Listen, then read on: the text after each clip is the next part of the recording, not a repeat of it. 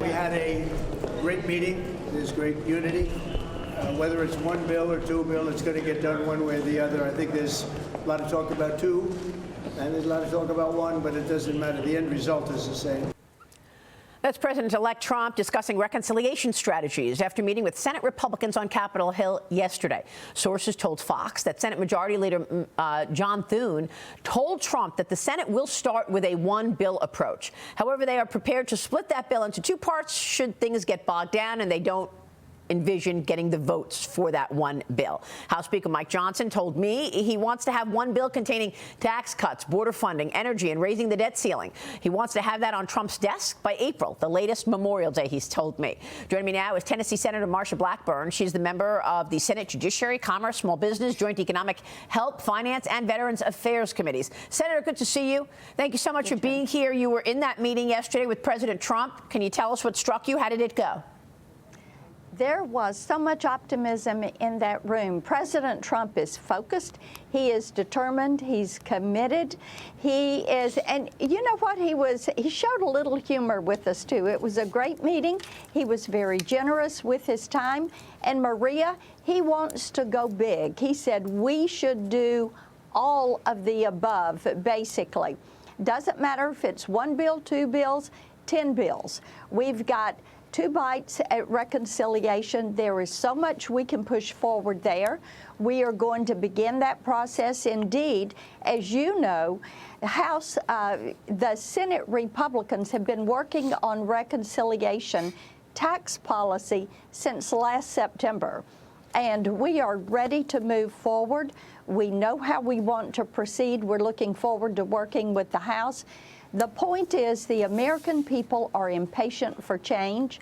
This administration is aggressive in their approach, thank goodness, and we are ready to go to work. You're going to see us working 5 days a week here in D.C., pushing legislation through committee to the floor, making certain that we reconcile House and Senate differences and pushing it to President Trump's desk for his signature. Well, do you feel like the New York and California lawmakers are trying to hold the rest of Congress hostage because they are insisting on getting their SALT deduction cap lifted? Here's what Lindsey Graham told me on Sunday. Watch this. If we don't put border first and get it done, it's going to be a nightmare for our national security. To the tax cut wing of the party, I am with you, but if you hold border security hostage to get tax cuts, you're playing Russian roulette with our national security. I'm saying that as we negotiate tax cuts, there are tax-cutting people, and I'm one of them, that won't vote for border until they get all their taxes. I'm not a big fan of the SALT deduction. I live in South Carolina where we have low taxes. Why should people in South Carolina subsidize California and New York? So, Senator, where did Trump come out on that yesterday? He did not mention the SALT deduction specifically, but Maria, what people in these high-tax states need to realize is that once the SALT deduction went away, what you have seen is states have begun to reduce the amount of state income tax that they are taking from people. They're reducing what they are taking in user fees and use taxes. So the lesson there is, yes, indeed, you can run your state by lowering taxes, which will increase revenues. Yeah. And states are beginning to do that. So why would we change course at this point? Yeah, that makes no sense. It's a great point because you want the pressure on those on those officials, the governor and the mayor of the towns you're talking about, whether New York or California, right, so that they actually understand the pressure and start lowering the taxes. I agree. Right. I live in New York. I'd love to see the cap lifted. I don't want it lifted. I want there to be pressure so that they cut taxes. Let me move on because Attorney General Merrick Garland said that he will publicly release Special Counsel Jack Smith's report on the 2020 election interference case against against Trump after the 11th Circuit Court gives him the green light to do so. He, however, did not release, and he will not release, Volume 2 of Smith's report, which covers the classified documents case against Trump. And then you've got President Biden saying that he's not going to rule out preemptive pardons for Liz Cheney, Dr. Anthony Fauci. He said he's still weighing whether or not to issue a preemptive pardon to both of these people, among others. Trump slammed this yesterday. Watch. I thought it was ridiculous that he did that, but we have more important things to talk about. Liz Cheney was, she lost in the Republican Party, as you know, in her state, by the biggest margin in the history of a politician running for Congress. She lost by like 42 points. Nobody's ever lost like that. So I don't care about Liz Cheney. I care about these people. Senator, what's your take on this? Why would Joe Biden want to issue a preemptive pardon to Liz Cheney? Did she break the law? What we are learning from this is obviously the Biden administration thinks that these individuals that would be given preemptive pardons broke the law in some way. So they're going to cover them before they exit the White House. Maria, I think the other thing is we've all heard that Biden is having a lot of trouble raising money for the Biden Library. So now he's trying to mollify the left wing of the Democrat Party. But we've all watched as this party is in complete and total disarray.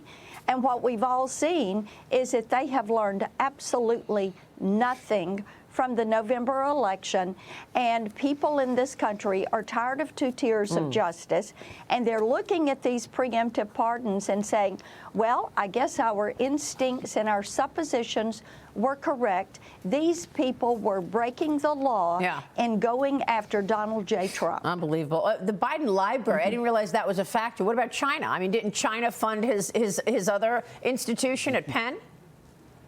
Yes, indeed.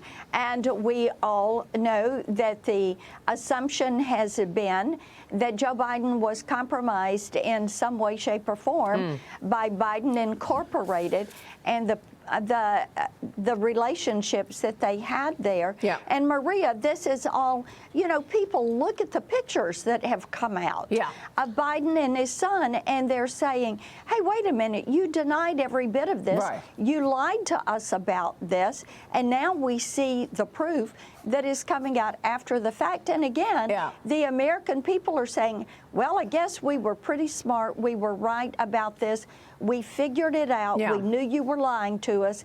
And no, we've had it with you. We were on the right side of this all the way, but it was hard to get through the media walls out there. The mainstream media refused to touch it at all. But I got to move on to social media because Meta says it's ending its censorship efforts. They'll no longer use a third-party fact-checking program in the United States. They say instead they're moving to community notes like you see on X.